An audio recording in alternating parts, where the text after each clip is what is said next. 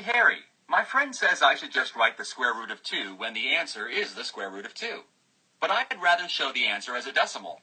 How hard can it be to write out the decimal expansion of the square root of 2? Start by drawing a number line and labeling the square roots that we know. The square root of 2 is between 1 and 2, but it's a little closer to 1 than 2. That's too small. That's too big. That's also too small, but we are getting closer. The square root of 2 must be between 1 and 4/10 and 1 and 5/10. That's pretty close, but still too small. That's pretty close, but now it's too big. The square root of 2 is somewhere between 1 and 41/100 and 1 and 42/100. I don't blame you for giving up, Harry. Every time we get a little closer, but it's never exactly the square root of 2. There is no exact decimal expansion for the square root of 2. But we can find a decimal expansion that's a pretty good approximation. Thanks, Harry. So what I want you guys to notice here is that 2 is not a perfect square. Therefore, that's what we talked about on that last lesson. When you have the square root of a number that's not a perfect square, this will be an irrational number, meaning it goes on and on and on forever without repeating itself or terminating.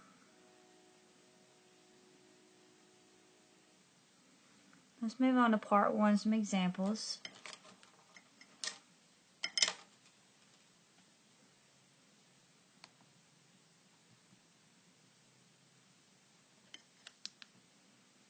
I have in my hand the newest thing in measurement since the metric system. This measuring tape gives you measurements in feet in terms of square roots. You'll wonder how you ever lived without it. Why tell someone the length of a square rug is about 1.4 feet when you can say it's the square root of 2 feet long? Today only, 2 for the low, low price of the square root of $49. Alright, so it says you are designing a booth for a comic convention. The booth is 7 feet wide and 6 feet deep. You plan to place a square rug in the booth parallel to the walls. Each side of the rug is 33 feet long. Will the rug fit? So let's just do a quick example here.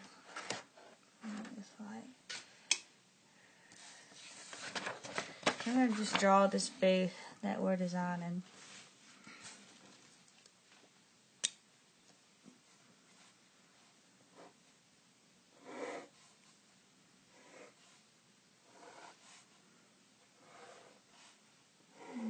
Perfect. Just a quick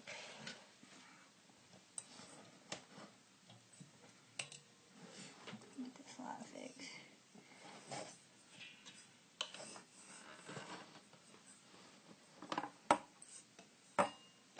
Okay, so they're saying it's a 7 foot wide by 6 foot. Then each side of the rug is the square root of 33 feet. Will the rug fit? Well, the square root of 33 has to be less than 6 in order for it to fit.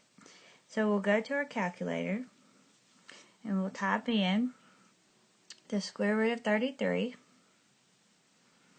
which is the square root of 33. It's approximately, because it's not equal to, because we cannot write, that's not a perfect square, so we can't write it all the way out. But it's approximately 5.74, and that's all we need to know, feet long. So will this rug that has a side of approximately 5.74 feet fit into this comic space? And yes, it absolutely will. Okay, so that's the first example. Let's just turn that 33 into square root. So let's go on.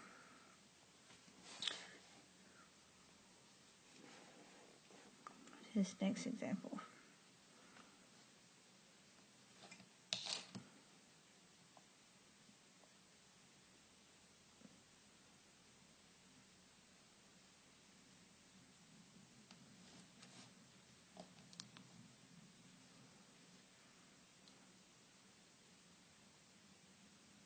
On a number line, between which two consecutive whole numbers would the square root of 70 be located?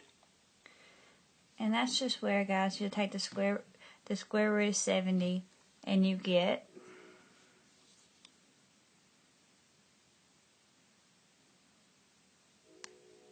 8.36, okay? So if it's between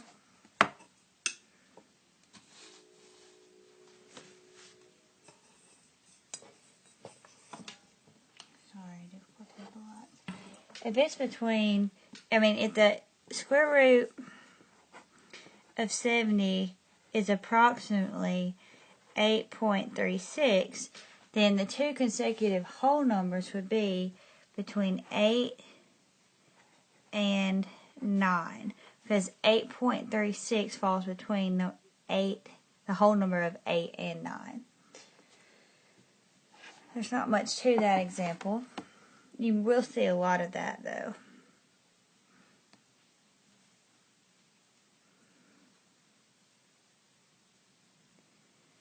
Okay, I'm not going to talk much about this. I'll go through this example, but the square root of an integer, n, is between 9 and 10. So what that means, guys, is just like the square root of some number n. We don't know what number that is. It's between, meaning it's greater than 9, but it's less than 10. Okay? Well, we know that 9 squared is 81, and 10 squared is 100. So what that is meaning is n, the number of n, is going to be between greater than 81 and less than 100. Moving on to part 2.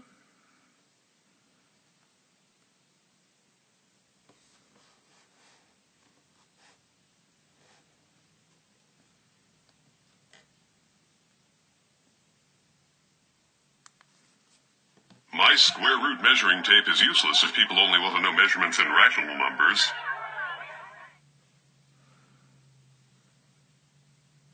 Your friend points out there will be a gap between the rug and the walls of the booth. To calculate the size of the gap, you need to better approximate the length of the rug. Use a number line to estimate square root of 33 to the nearest tenth. We're not going to use a number line because we are now allowed to use calculators in 8th grade math. So we'll just find the square root of 33. And to the nearest tenth, we just have to remember that to the nearest tenth, so the square root of 33 approximates to near 5.74456, and it goes on and on forever. Okay? But first A part is saying round it to the nearest tenths. Well, nearest tenths is the first place after the decimal. So we're round to the nearest tenth, so we'll look at the number behind. And because that is less than 5, we'll round to 5.7. Because it's less than 5, then that tenths place will remain the same. We won't have to bump it up. Now part B, though, states for us to round it to the nearest hundredths. So when we round to the nearest hundredths, that's the second place after the decimal. So we're looking at that second place after the decimal, and we're still going to be checking the number behind it. It's less than 5, so then our hundredths place will remain the same. So to round to the nearest hundredths, it will be 5.74.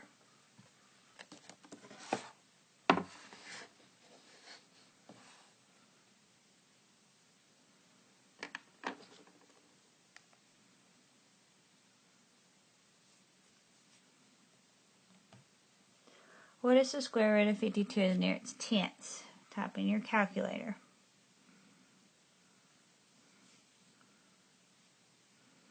And take the square root. So the approximation of that is down here on the bottom. Approximation of the square root of 50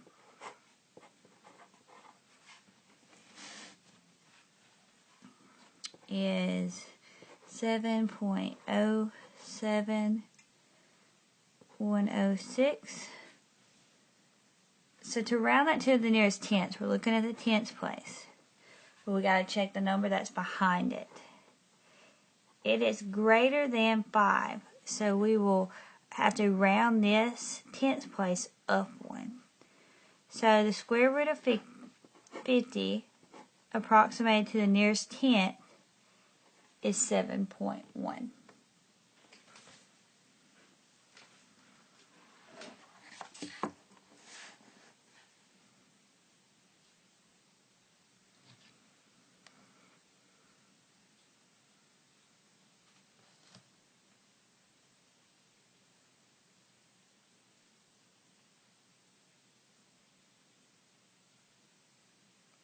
Is it possible to find the exact decimal value for the square root of 50? I hope we all can say no, it is not. And why that reasoning is because the square root of 50 is not a perfect square. Therefore, that means no two numbers can ever multiply together to give you 50. When we have the square root of a non-perfect square, that means it's an irrational number. And the definition for an irrational number means that the number goes on and on and on forever without repeating or terminating.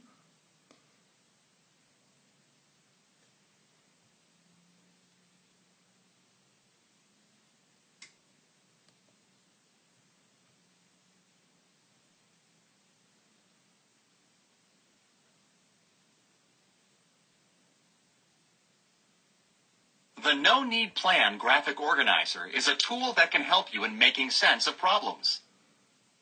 Consider the following problem. A square has an... I'm going to bypass that. I know this skirt fits. I used a regular measuring tape to measure the table, but let's keep that between us. Step right up, don't be shy. Be the first on your street to own one of my square root measuring tapes.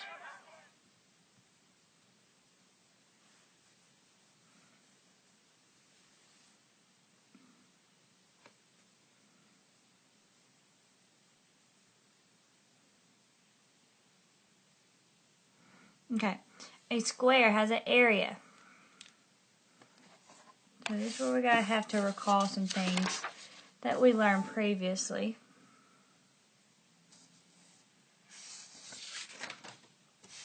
In other math classes, but we can remember perimeter and area. So a square, so I'm going to go ahead and just draw my square.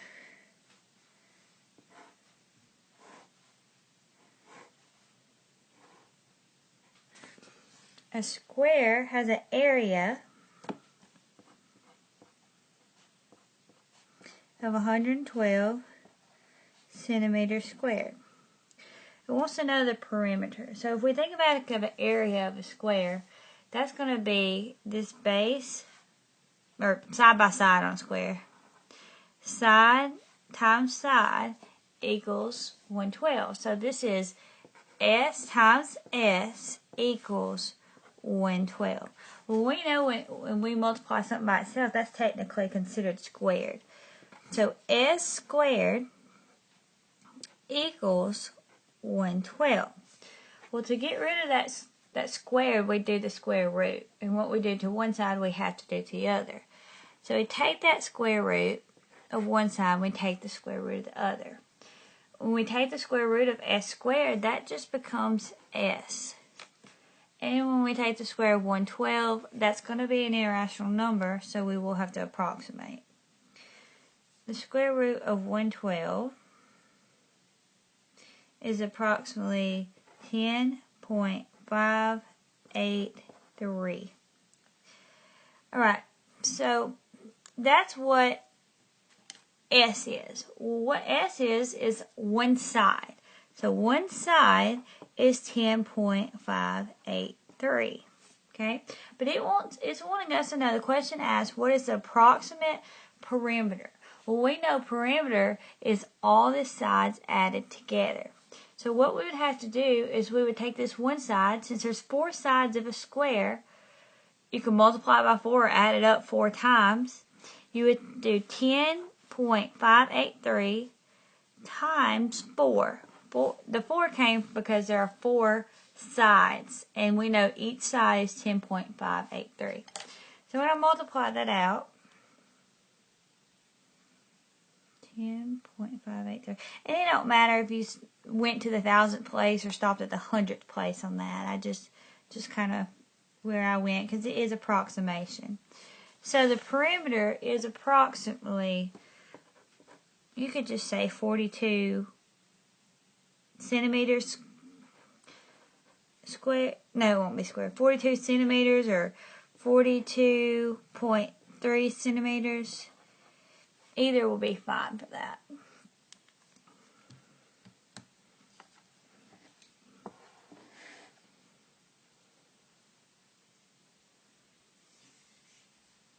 Okay, so it said you estimate the square root of 112 to the nearest tenth, and we did that.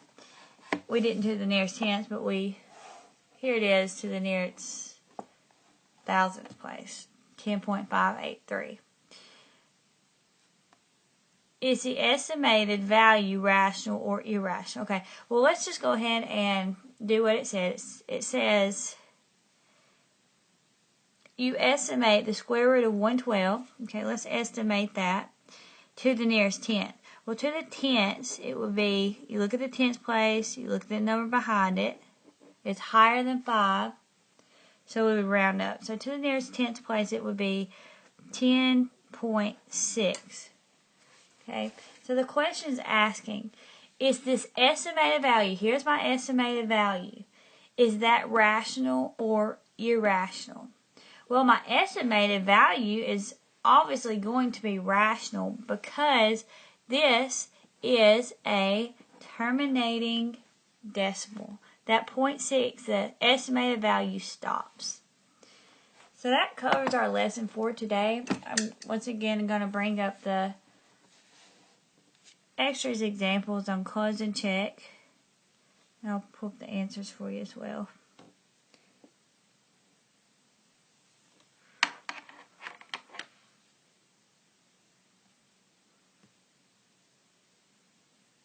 I'm crazy.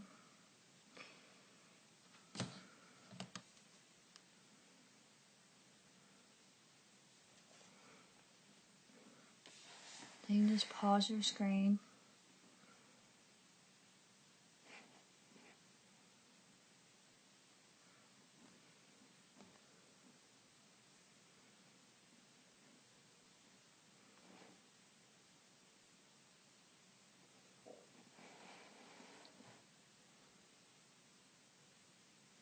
Okay, and that completes lesson 1.3.